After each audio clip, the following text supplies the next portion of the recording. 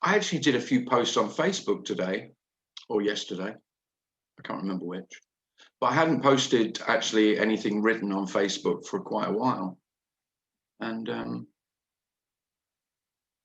yeah, it was in reply to something about heaven and hell.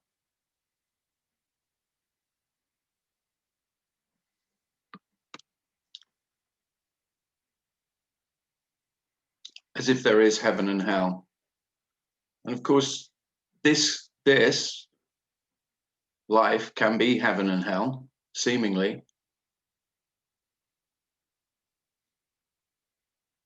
There's no exclusion.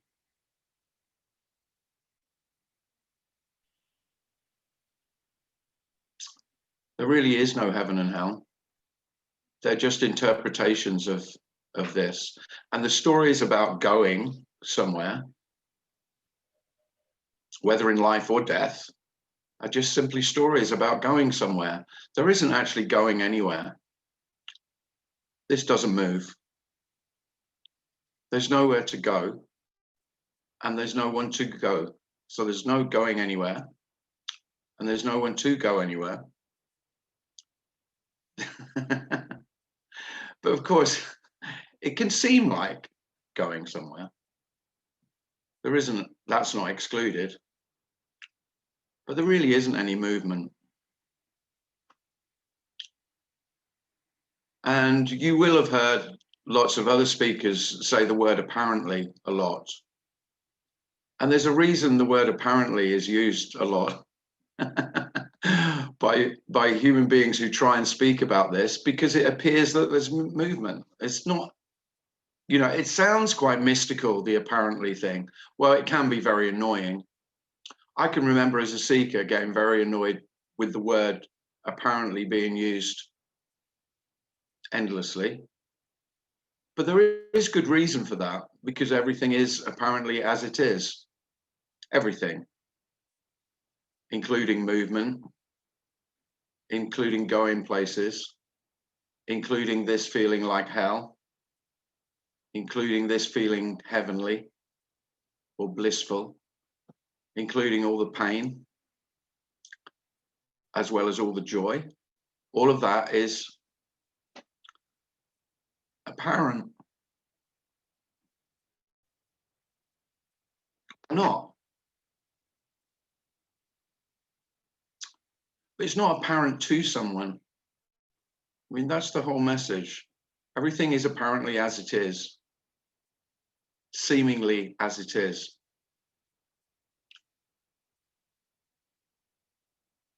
So the heaven and hell is never for you. There's no you to be in heaven or to be in hell. There's no one to travel. There's no one to die and go to hell or go to heaven. There's no one to go anywhere. And that can sound absolutely dreadful. It almost has to sound dreadful to me, because I am the journey. My journey and myself are inseparable. That whole story of me on my journey.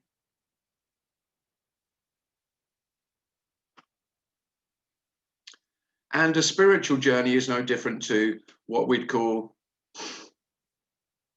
material journey, or, you know, successful or unsuccessful journey.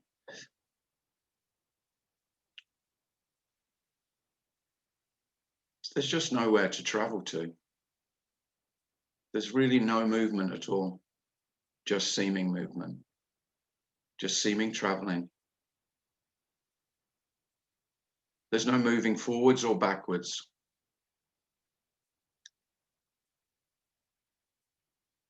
And that's all that me really ever does. I travel back in time and tell you my story. I travel forwards in time and tell you my hopes and dreams and my plans. and it's all illusory, along with the one who would do the traveling, along with the one who was there and will be there. There's no was or will be. Yeah, so I started talking about time again. Can't help it.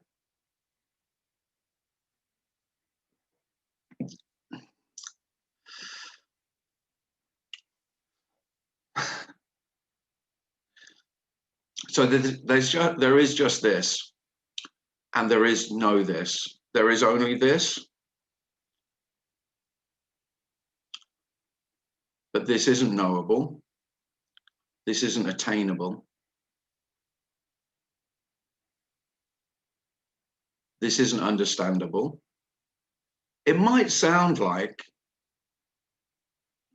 Tim Cliss understands what he's saying. He doesn't. He doesn't understand it. This doesn't require you to understand anything. The only one that requires understanding is self. I need to know, then I can possess it. I am all about possession. I'm really only interested in what I can get out of this. And of course, I can hear this message and go, well, that's the ultimate. The ultimate thing I could get is this. And by get it, I mean know it, understand it, have it for myself.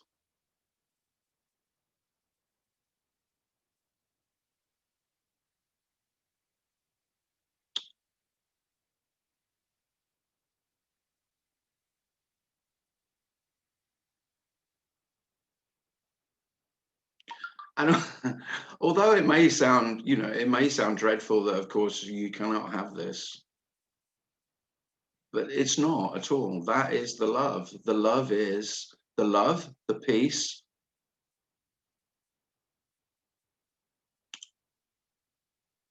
I would say the joy too, but not without the pain,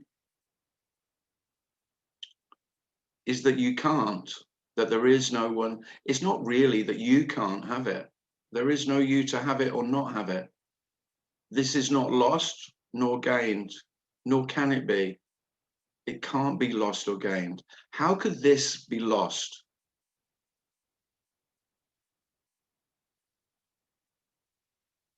How could it be held, kept? How could there be more or less?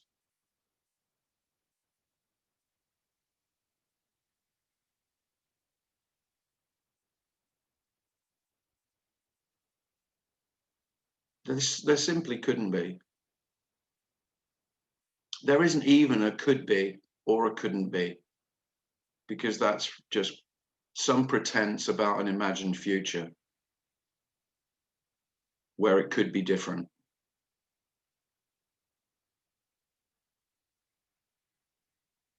This is wholly and completely as it is. No more, no less. With no possibility, and so no hope of it ever being different.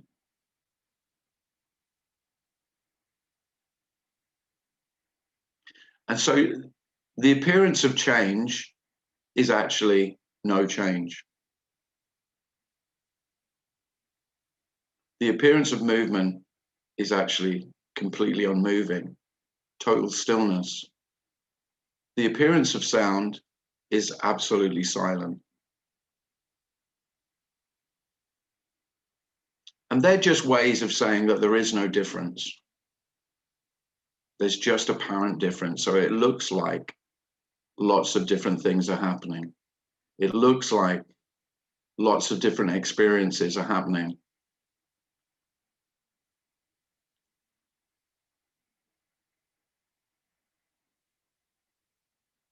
And that's all there is.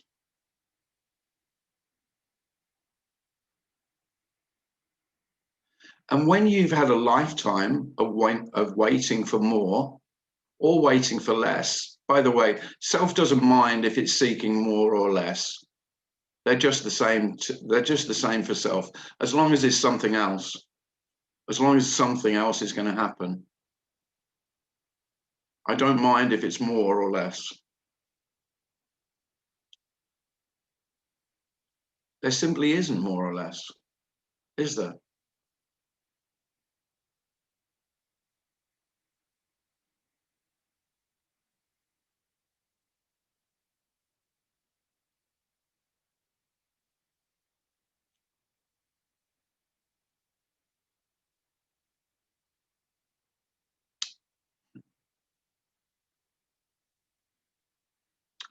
And so there's no more waiting.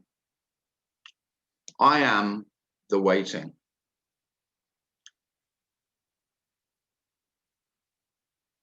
You don't even have to know what you're waiting for. The sense of I am is always waiting. Waiting till I'm ready. Waiting till I'm worthy. That sense of unworthiness is the essence of self. I'm not quite ready yet, but I'm getting there.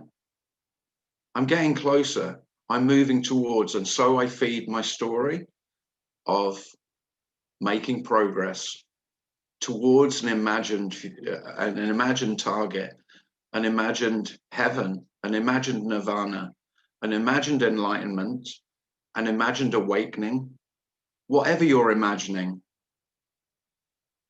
I remember it's not being forgotten, the seeking here. The memory of seeking is really vivid still. And the whole sense of seeking was in the waiting.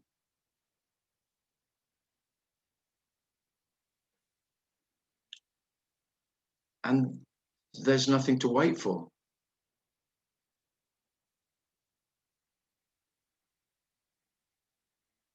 The motivation to speak about this is because if there is, sometimes I doubt where the motivation comes from, but if it's from anywhere, is to say there's nothing to wait for. What are you waiting for? Who is it that is waiting? Why are you waiting? For something imagined, for something that is utterly unreal, other than the reality of imagination, other than the reality of thought, the reality of hope. And they're not unreal, but they're really just what they are. So hope is simply hope.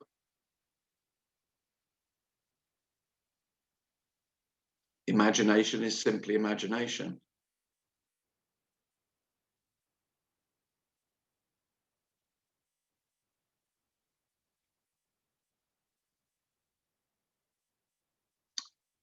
Mm.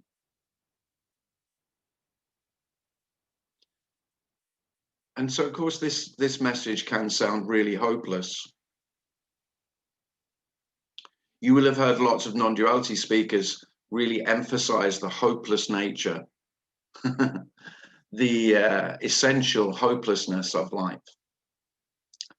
But, and I kind of get why the emphasis is on hopelessness, and yet that's missing. I think it can be very misleading, because in the absence of hope, when hope loses its meaning, hopeless loses its meaning along with it. They're two sides of the same coin. There is no hopeless without hope.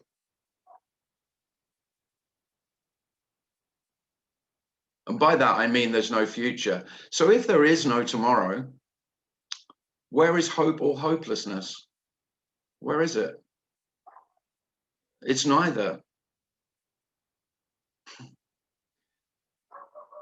It's the same with meaning.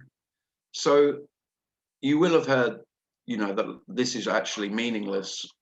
So nothing has any intrinsic meaning other than the meaning that we bring to it. Yeah, and I can say that, but that doesn't mean it's meaningless. Meaningless loses its meaning. Meaning and meaningless, what do they mean? Without me and my sense of, I desire meaning, I need to know, I need to understand, this needs to be meaningful. Well, if life does have a meaning, you're not going to know it. Are you? You've tried hard enough, haven't you? And the arrogance of self that it can know the meaning of life is nothing short of hilarious, is it? I mean, how arrogant that human beings could know the meaning of life. And the arrogance that because I need meaning, then life must have a meaning. So I've just inferred that from my own desire to know what the hell's going on. Well, you don't know what's the hell's going on other than your suggestions that you do just to make life a little bit more comfortable. It doesn't make life more comfortable, by the way, but it's what I desire. I desire knowledge so that I feel safe and I feel secure in my knowledge. Well, you might have found out already that that doesn't work.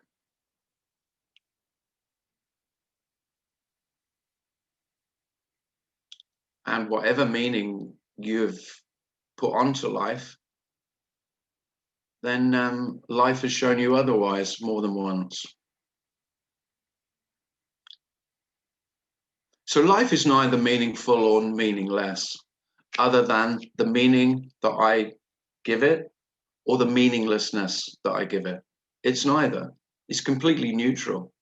It's empty of any meaning.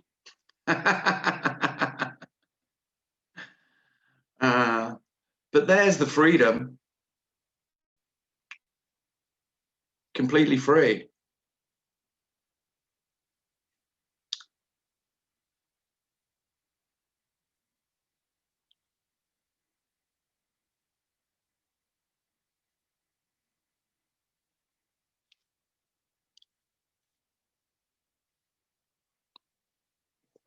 Okay.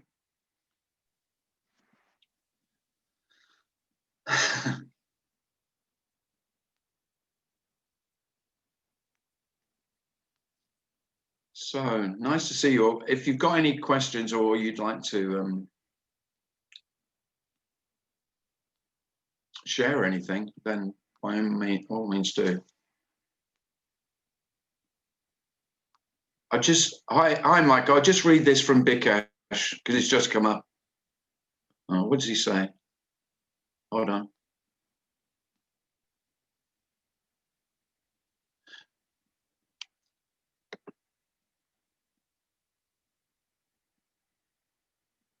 Actually, there's quite a lot in the chat, so I'll come to that in a minute. Michael, do you want to ask your question or just say what you want to say? I was thinking this morning, and just coincided with what you were saying, that there is lingering in human thinking that there's something just beyond its ability to objectify. Yeah. And there isn't. There couldn't be. And that, I think that coincided beautifully with what you were saying about meaning and no meaning.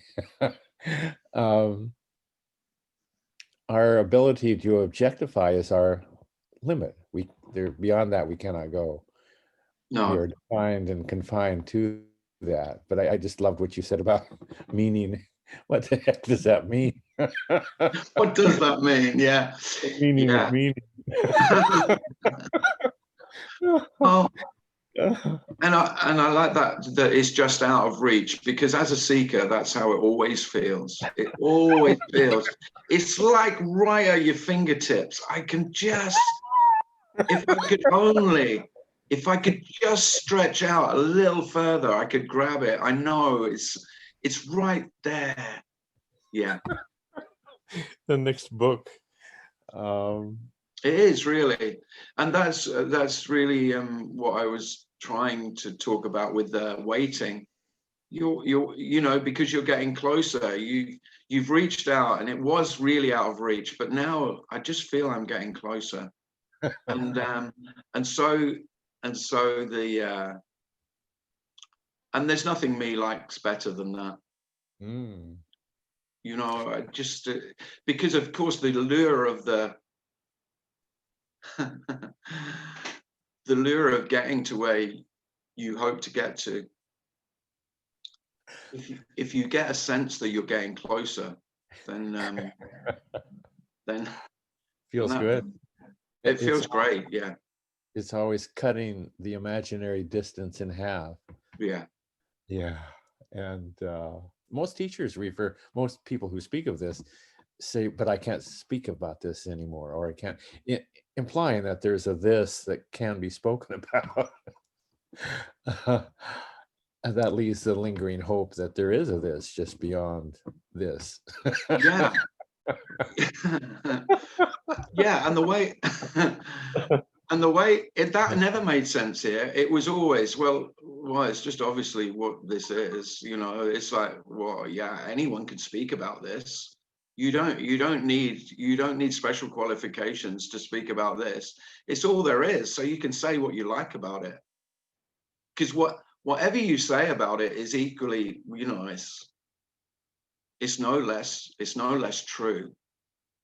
It's waiting for that ultimate truth that's just out of reach. You know, that's what it is. That I can know the truth. That's what I longed for. Tim longed for that. I was a seeker of truth.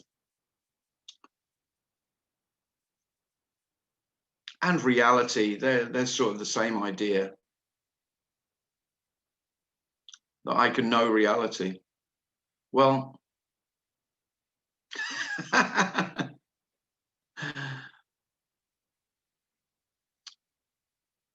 and of course, there's lots of teachings that will tell you that you can, of course. That the human being speaking about it knows reality, knows the truth, and can tell you how they got there, how they found it, how they reached out and touched it. They've touched it, and so can you. Well, there is no one to touch anything. That's the whole of this message is. That's the wonder of wonders. That there is no needs. This this is untouchable.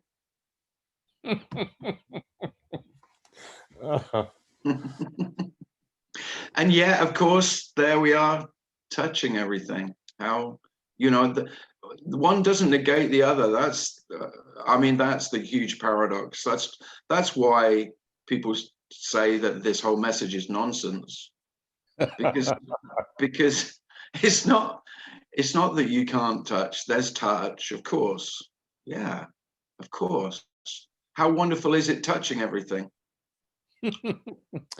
It's in the touching of it.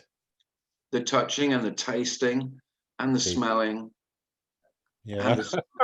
Yeah, that's well there's all the joy, isn't it? Yeah.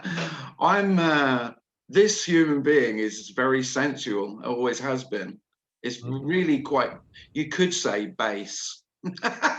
I've been called that before, you know, like basic in terms of sensual pleasure, you could say. And this is this isn't negating or saying none of that is real. Of course it's real. Absolutely. This is real. This is real. It's real coffee in a real mug. It's really tasty. I don't know. Yeah. So the whole unreal and real thing, they fall into each other. It just doesn't matter. There you go. That's how it is.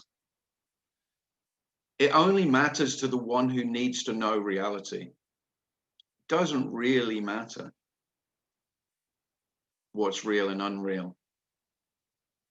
does it? Not really. only to self, only to me, and I need to know.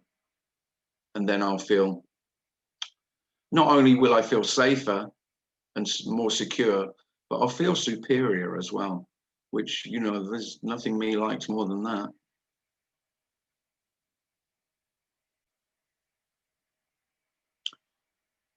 Yeah. This is the end of superiority, and along with that goes humility as well. This isn't about humility. There's all humility is lost in this as well. Because the most arrogant, some of the most arrogant human beings I've ever met are the most humble ones. You know, full of pride in their own humility. You've met them. They're the ones who really piss you off.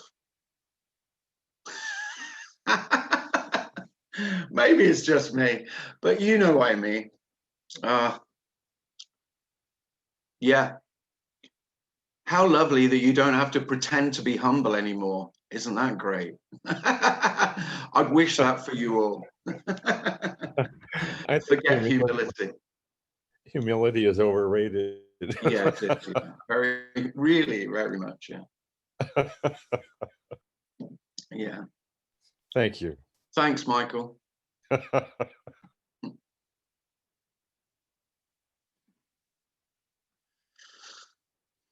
Okay, let's have a, has anybody else got a question? Otherwise, I'll have a look in the chat and see what people have said. Yeah, I have a question real quick. I just wanted to know your opinion on the role of bhakti in a true awakening. How's it going? Now, if you start talking in Advaita terms, I get a bit lost. Yeah, and I know, yeah, so can you just say what you mean by bhakti? It's Love. devotional worship. Devotional worship, Love and isn't it? Lance, you say? Love and devotion. Love and devotion? Sorry, Yeah. Lance, there's a big time lag with, Can you hear me now? yeah, go on, say again.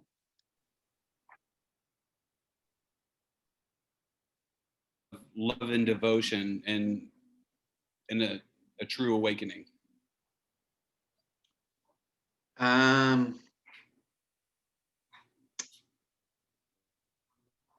don't know. If whatever. Do you mean like devotion to the guru? For me, yes, that's what I'm speaking. Yes, devotion to the guru. Yeah. Well, I'd say there are no teachers.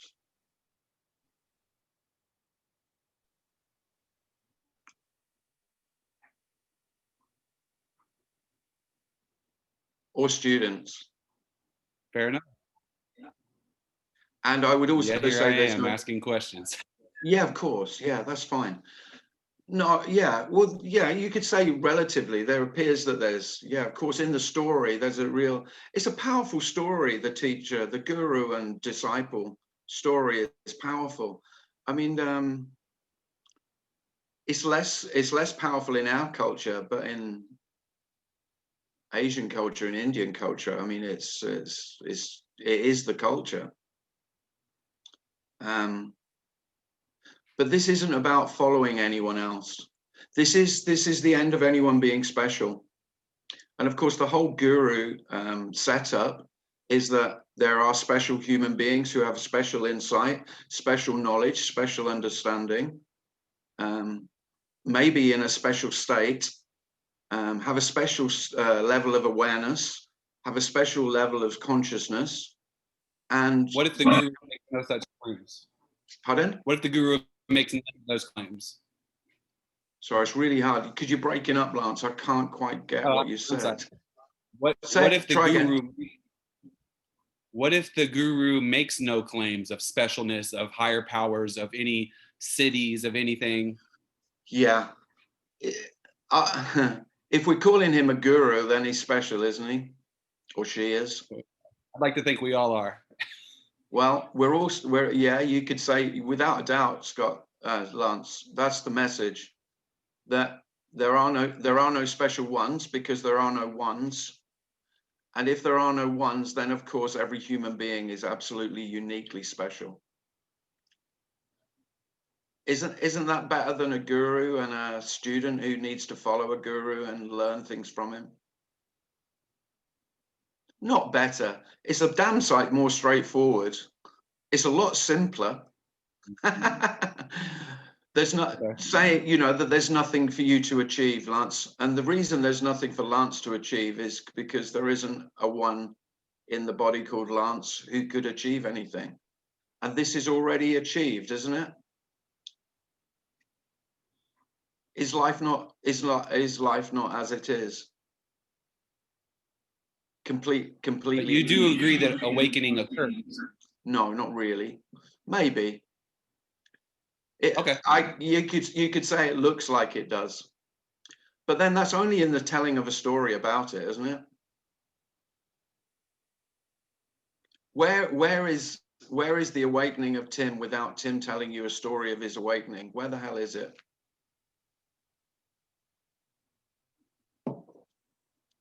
So I can tell you a story about it, and there's other people here who could tell you their story.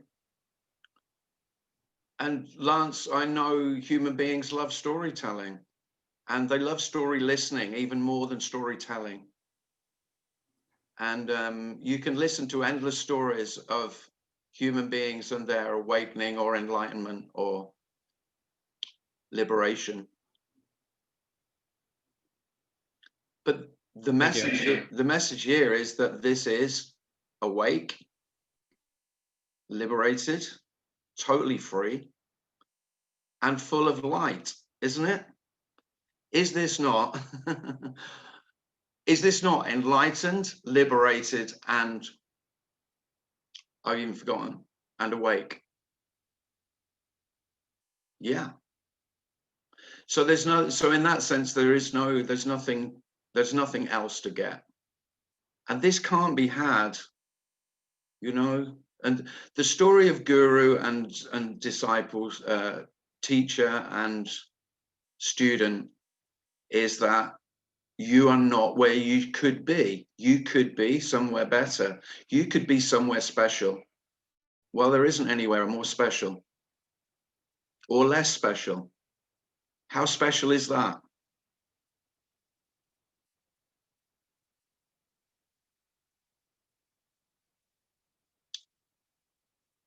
But the desire for special human beings, for the self, is so intense, and that intensity comes from my own needs. My needs. I too could be special. Oh, how I long for that specialness. And of course, if there are no special human beings, how on earth could I achieve it? There has to be special human beings. Otherwise, there's no hope for me to become it. And that's what I'm living on. I'm living on that hope that one day something incredible will happen to me, and I too will be in a special place. I will be unique. I will be higher. I will have deeper knowledge, deeper understanding. All of these, I say lovely stories. I was going to say lovely, but really they're terrible. They're terrible because they're inevitable. Because while there's a need for specialness, then of course gurus will appear.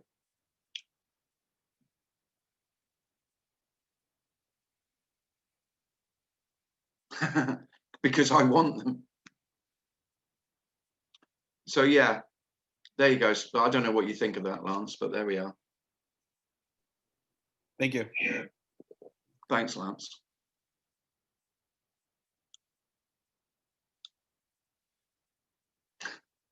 I think here there's a particular what's the word? Distrust and dislike of guruship. I think it's because I was a teacher for 30 years. And I had students hanging on my every word as though some special utterance would come out. And don't get me wrong, they weren't seekers of enlightenment, but they were really, because you can say any knowledge is that, and any seeking of knowledge and understanding is that. And students would make me special. There's no doubt about that. You had teachers who you adored, just like you would a guru. I mean, school teachers, by the way. You had school teachers, I'm sure. There were mainly, there were only one or two. Most of them were mediocre, and some you revile, they were, you downright hated, the bullies. But there were some that you adored, and the adoration was in a guru-like way. You made them into really special human beings who had something special to offer.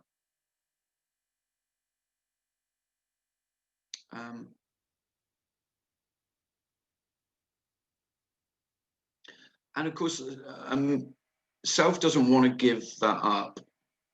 In fact, it's almost impossible to give that up as me, to give up the hope that there are special human beings who have attained a special status, a special level, however you've termed it, whichever story you resonate with, and it's the story that you want to fulfill for yourself. Well,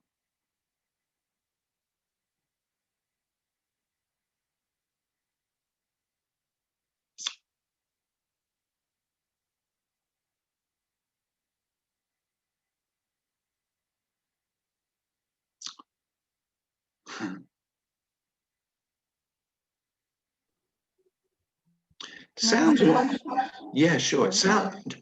Who's that? Sorry. Kathy. Pardon? Kathy. Where are you? I can't here. see. Oh, hi, Kathy. Yeah, there you are. Hi. Yeah, I just wanted to ask a question about when you say just this, there's just this. Mm-hmm. And I'm wondering if that is the same, like, is it just the appearance? What's here right now? Is that what this is? Or like for an individual, this looks like what's appearing, but is it just this, but without the individual's opinions and ideas about it? What is just this? Yeah, that's a good question. What do you hear when you hear it, Kathy, before I answer it? Well, I hear two things, and I guess I get back to what Michael was saying in his comments, that, the seeker thinks there's something more. Mm-hmm. And so I sort of get a sense of, oh, just this must be sort of that underlying sense of calm, emptiness kind of thing.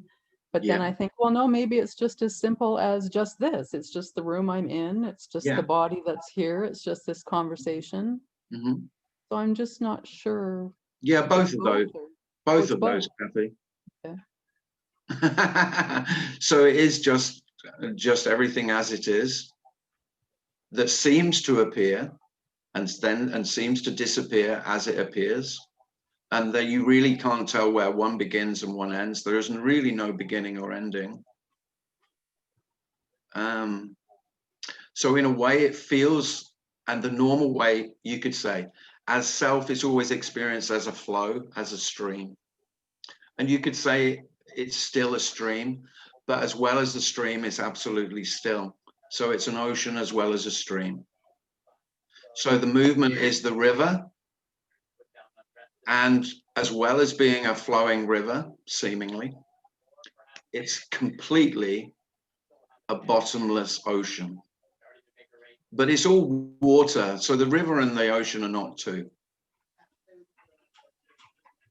Now, that's just a story of words that I'm using to try and express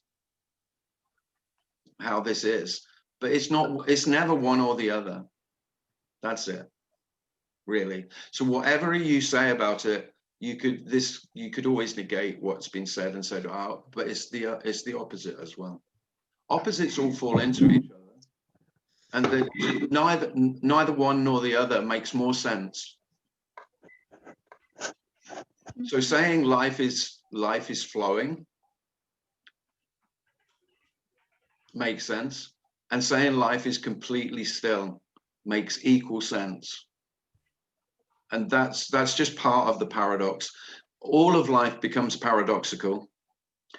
And the wonder is that it doesn't, and that's fine. That's the wonder. The wonder is that making no sense, no rational sense, is completely okay. And when life doesn't need to make sense, wow, that's the wow, really. That this doesn't need to make sense. Of course it doesn't. Why should it make sense to you, Kathy? Who the hell do you think you are that you need to make sense of it? That's it. And then you would laugh your head off at the arrogance of Kathy, who thought she could make sense of life. That's it.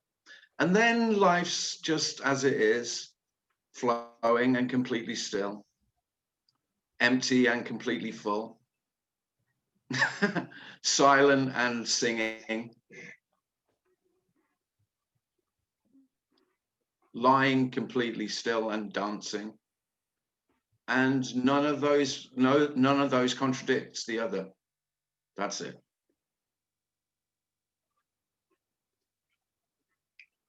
Ah, surprised myself how well. When you asked that question, do you know, the thought came up, I haven't got a fucking clue how I'm answering that. And then all that shit comes out. I don't know. Thank you. I appreciate your shit. Thanks, Kathy.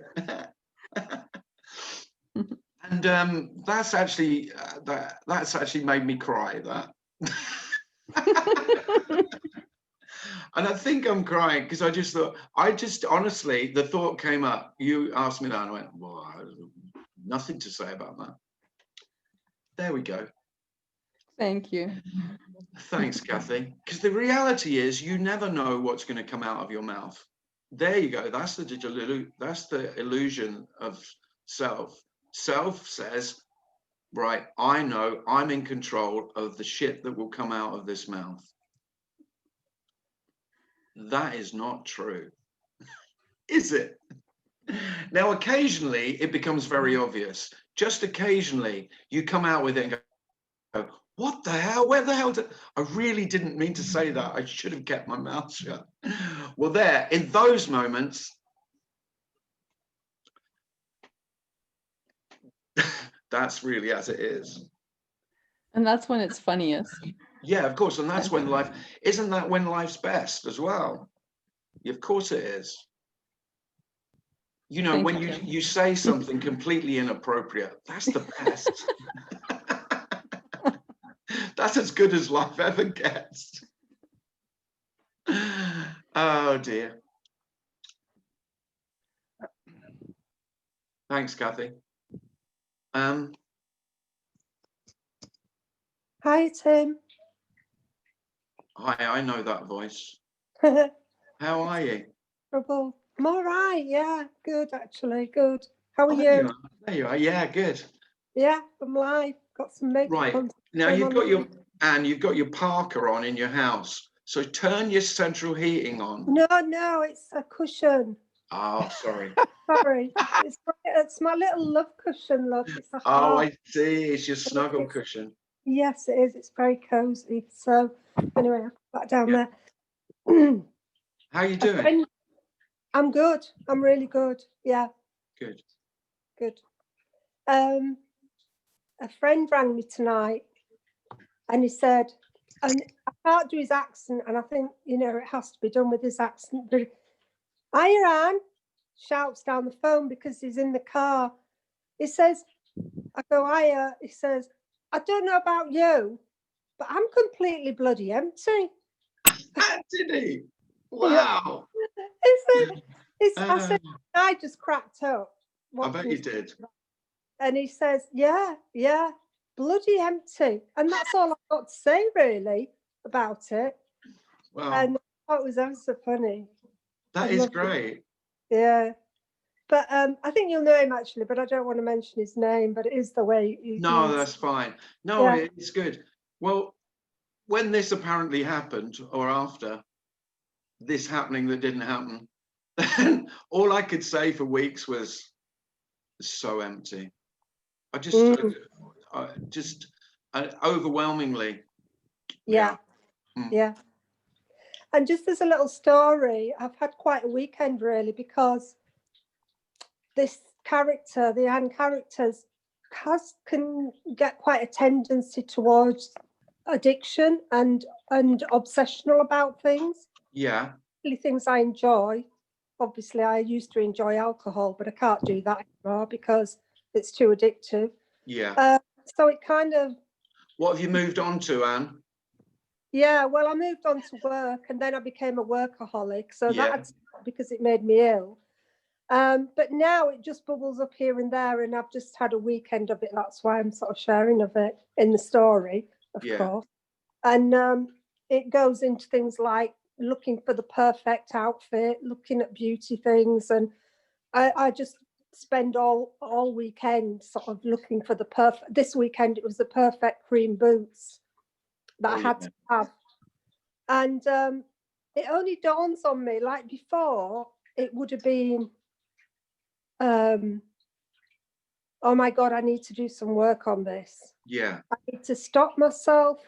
I need to get my books out and do some work and, you know, get to the root of it and things like this. And that still might happen, but there's no panic with it. There's no, in a way, there's no awareness of it almost. It just, in fact, the only time that I know I've been in one of my little, let's say, trips of obsession is, you know, when I get sort of 5-10 parcels arrive at the door. Yeah. I think I bought on the internet. Well, if it's any comfort to you, Anne, as we are into confessions, Go on. then I could Don't go. confess the naughty one. We can flip straight over, and you can be the priest, and I'll go in the confessional booth, and you can hear my confession of. I think yesterday, I think I bought 5 golf sweaters or tops. None, by the way, none of which I need at all. Yeah. But they were all a bargain online. And the only thing that stopped me buying more was my phone packing up. That was when I knew, because it was on full charge. I did a whole charge of phone looking at golf jumpers. Yeah. I mean, well, I spend so much time doing that, but I have to stop because I actually get pains in my hand from using my phone. Yeah. My hand, it seizes up. Oh dear. I absolve you completely as long as you agree to do the same for me. Yeah, you can be my priest. I mean, it's and the thing is, then I get really pissed off because I have to send them all back, so I don't want them or I can't afford them. Well, I'm probably going to do the same, but then by the time they arrive, because I've done this quite a bit, like you, Anne. Yeah. I am an obsessional character as well. But yeah, mine's been clothing and shoes. Good. I'm glad to hear you've got it too. At one point, I had 30 pairs of trainers. Yeah. Yeah. But going back to the emptiness, it even though that's going on, and there can be a lot of tension in the body, you know, from the kind of seeking of finding the perfect, cheapest cream boots. Yeah. It's still empty. Yeah. As my friend was saying, it is still completely, utterly empty. And really, Anne, there's absolutely nothing wrong with you spending all day or even months searching for the perfect cream boots. Oh yeah, there's absolutely no guilt. There's I absolutely love it. I mean, there's nothing wrong with that, is there? Yeah, I love the obsessional. It's like there's an in-loveness with the character, warts and all. You know, it's things. Well, that is, you've heard me say that a lot, and this, in terms of liberation, there's no liberation for me, but there's liberation for the character, particularly the bits that me didn't like. Yeah. all But the I bits, think all the all bits that that I'd would hidden away. I did think all that would go though, the way people talk about it. I mean, even earlier when you're saying Well, there's no humility, you know, yeah, there's still humility. There's still everything. yeah, It's just that it's empty. There's still all the, even some neurosis. oh yeah, It's just that the different, if there is a difference, if you could call it a difference, it's just that it is completely, it's all and that- empty. yeah, that's the only word I can, it's not Yeah. even the right word, is it? But it's the only word I can Yeah, up to get anywhere close to what it is. no, that's really, empty is as good a word as I've got as well. Yeah. But thank you for my confession time. You're I welcome, and thank you for hearing mine. yeah, I shall come back again if there's any other little things that I need to tell my priest. Yeah. Oh, thanks, Anne. I've not heard you for a while, so it's nice to hear you. And you, no, and you. Yeah. I look forward to when we can meet up. Yeah, God, I'd be so miss meeting people. Over Yeah, the well, I love meeting people in the flesh. Oh yeah. I mean, this is good. This is a okay substitute, but it's not like being. No. It's not like a hug, is it? No, and it's not like just chatting, you know, where there's not a sort of subject, which there isn't ever a subject, but you know No. what I mean, don't you? Yeah, I know. Okay, Thanks. I shall go now. Thank you. Bye bye. Thanks. Bye, Anne. Lovely to hear you. You too. Okay, time's flown. We've only got 5 minutes. Has anybody got a pressing question or something they'd like to say? I got something to bring up. Hi, Randy. Yeah. Oh, watch it. Oh, that's what happens. Okay. So with the sense that, however you want to put it, like this is it, and it never is more than this, and all of that. Yeah. Coupled with the arrogance of the mind believing that it can know. Mhm. It's been my experience where it's almost whether I have like a pen and paper or whatever, if I discover what I am considering already to be something that I do know, like not trying to figure something more out or to gain an understanding, but to identify or illuminate an understanding that already is there. It's like if I can see it and then see that it's not true, then what I was taking to be what is ends up changing or ends up apparently becoming more, or less anxious or less tired or whatever it is. So there's a seeming change that can seemingly be brought about by trying, like, seeing through what is already being taken as what this is, and then what this is ends up being shown to be it wasn't what I was taking it to be. So it's almost like there's a part of me that wants to like argue or insist, like, well, maybe this is it, but well, Randy, of course, you self will hold on to that. So you tell a story of how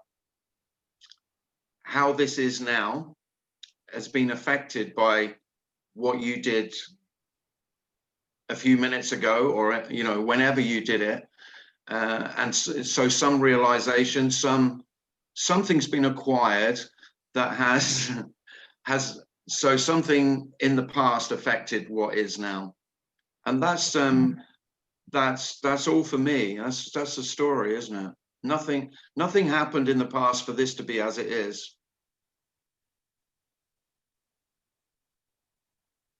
yeah, well, if I look at it, it's like maybe it's like I wanted to turn around and then be able to help other people, because that's been like a theme for a while, is looking around and seeing other people caught in limited ways of whatever, but then it all gets kind of mixed up.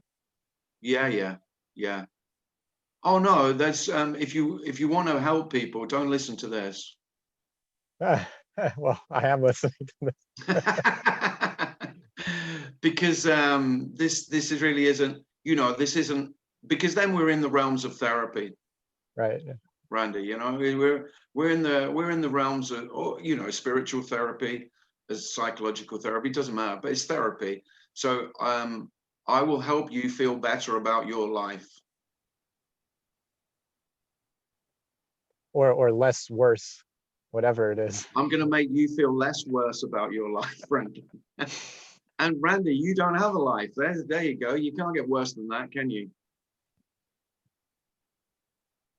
I don't know yet. I'm always No, Randy, you say you don't know yet, and you aren't going to know. That's the message. You're not going to know.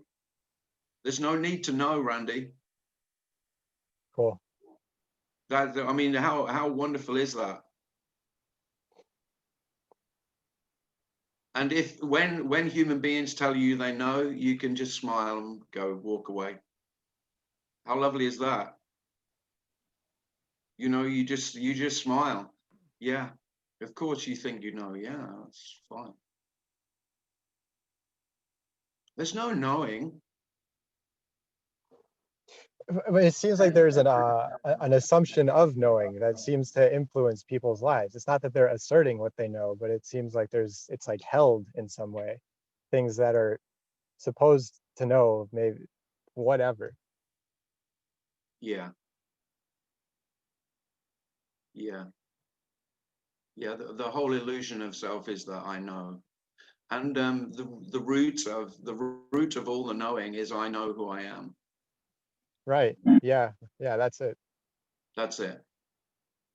All knowing comes from that. And if it becomes even vaguely, even if you get a glimpse, or you just might get a, you know, like out of the corner of your eye, you might just get a glimpse that, oh shit, I don't think I know who I am, which feels Yeah. like emptiness. Then me panics like hell, like really shits itself, Right. like abject terror. If you get a glimpse of how empty everything is, it's terrifying for me. And yet there is nothing to be afraid of, because of course nothing isn't to be feared. What is there to fear in nothing? Well, in nothing. Right. So it's almost like I could say like, well, I don't know who I am, but it's like at least I know that I can The thing is, it's something. yeah. The thing is, if I say I don't know who I am, even that's too much, because it suggests that I know that I don't know who I am. That's not true. That's even knowing too much. You just don't know. There you go. There is just no knowing. And then there's only knowing, right? If it's going to become completely nonsensical. So there's the knowing and the not knowing just don't make any sense. It doesn't matter. It just becomes all irrelevant. So the one who cared about knowing or not knowing, just, I don't know, just not turning up. I don't know where he's gone. Anyway, there's no need to know or not know. The thing about this message is I know so many people who have followed this message, or this so-called teaching, or this way of speaking about life, and they've made not knowing into the thing that they need to know or to find. I need to find not knowing. I need to find nothing. I need to find emptiness. I need to find whatever word they've heard spoken trying to point at this. They try and find that, because this tends to be a negating way of speaking, you know, not that, not this, not that, not that, not that. Well, there's no knowing not knowing.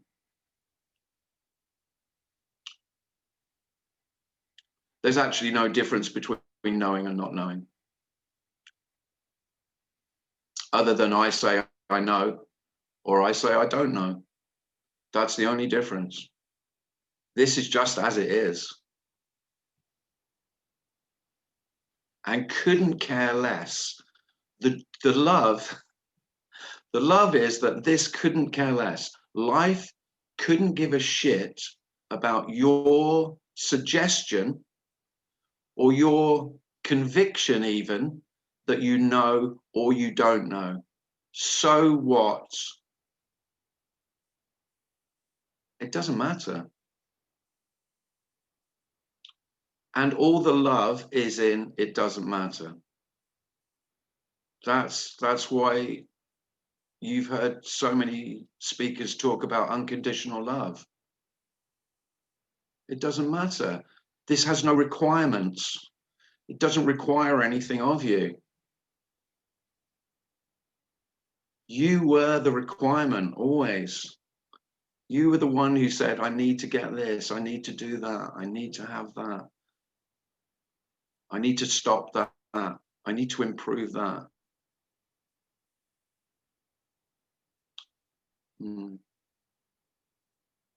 Don't get me wrong, all of those are fine too. It's not that this doesn't make any of those wrong. It's all fine. Even if it's not fine. So everything's okay. And so not okay is okay too. And that really feels like love then.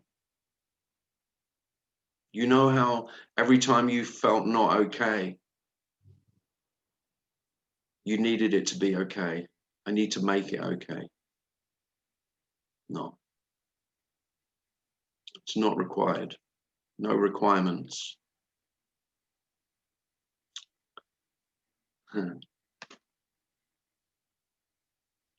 Right. Thank you for coming, everybody.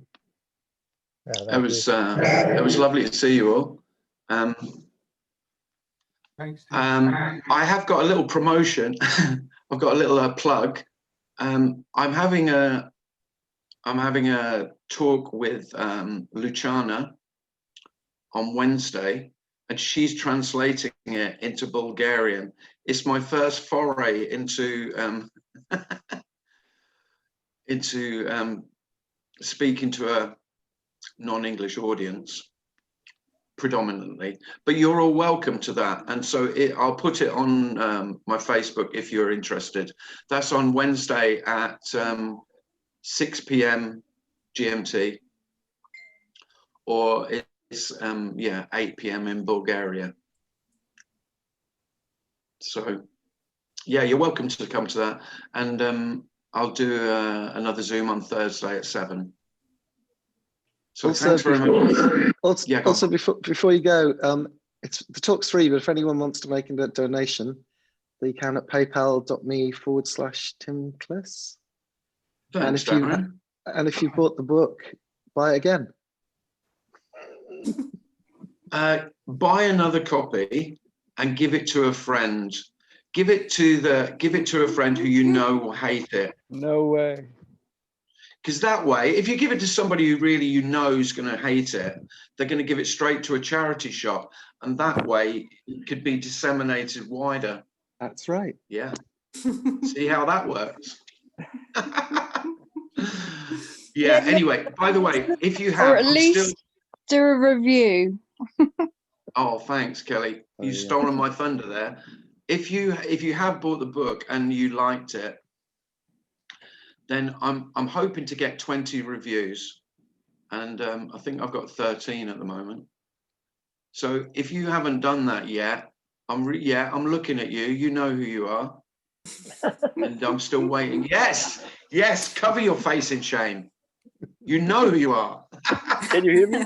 If you'd like to do a review. By the way, if you didn't really like it and you thought it was a bit crass and naff, don't do a review. Thank you. And Nah. but thanks to everybody. Thanks to everybody who has bought the book, and thanks for all the nice things you've said about it. And I should say, I mean, I'm taking credit for it because it's my words, but Julie put it all together. So Julie is the gifted editor and transcriber.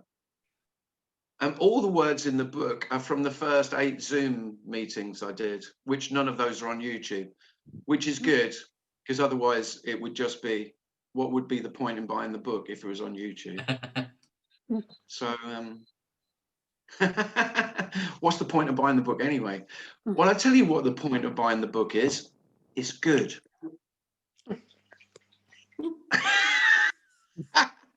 It's funny. Well, I think it's funny. And it's got some nice pictures in it, as well as not too many words. Thanks, everyone. So hope to see some of you on Thursday. Thanks, Thank Tim. you. Good Thanks, night. Tim. Thanks a lot. Bye. Take care. Thank Bye. you. Ciao, ciao. Bye. Yeah, thank Bye, you. Thank Doris. you. Ciao.